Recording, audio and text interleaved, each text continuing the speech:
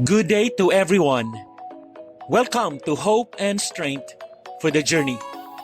Our scripture verse for today is found in the book of 1 John chapter 4 verse 4 says, "You, dear children, are from God and have overcome them, because the one who is in you is greater than the one who is in the world." Sino dito ang minsan naka-feel na parang ang bigat ng laban sa buhay?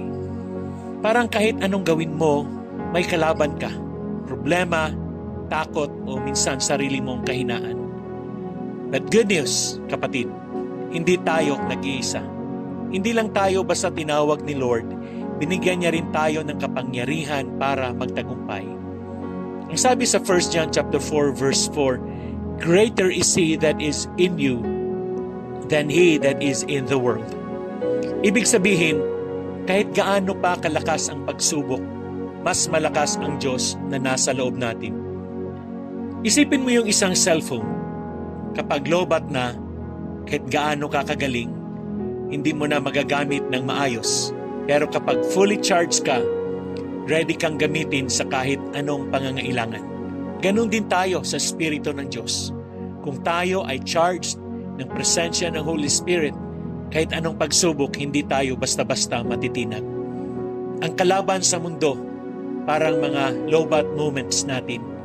Pero ang Espiritu Santo ang nagbibigay sa atin ng power supply para hindi tayo bumigay. Amen.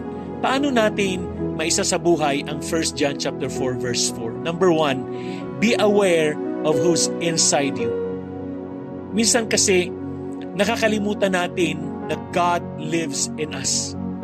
Remember daily, Lord, Ikaw ang lakas ko. Number 2, stay connected to God. Meaning, prayer, worship, and reading the Word are like charging stations. Hindi sapat na minsan lang. Daily connection ang kailangan. Amen. And number 3, speak victory, not defeat.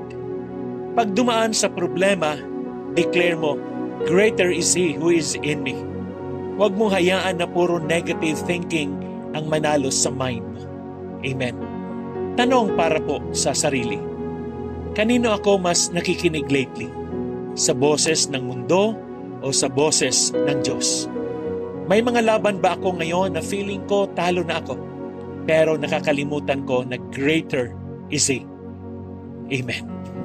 Let's pray together. Lord, salamat po dahil hindi kami nag-iisa sa laban ng buhay.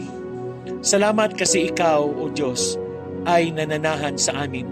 Salamat dahil mas makapangyarihan ka kaysa lahat ng pagsubok, tukso at kalaban. Palakasin mo po ang aming puso at isipan araw-araw. Turuan mo kaming umasa hindi sa aming sariling lakas, kundi sa lakas na galing sa iyo. Banal na Espiritu, punuin mo po kami at palakasin ang aming pananampalataya. Tulungan mo kaming mamuhay na may tapang, pag-asa at tagumpay. Sa pangalan ni Jesus. Amen and amen. Hindi tayo tinawag ni Lord para mabuhay sa takot. Tinawag niya tayo para maging overcomers.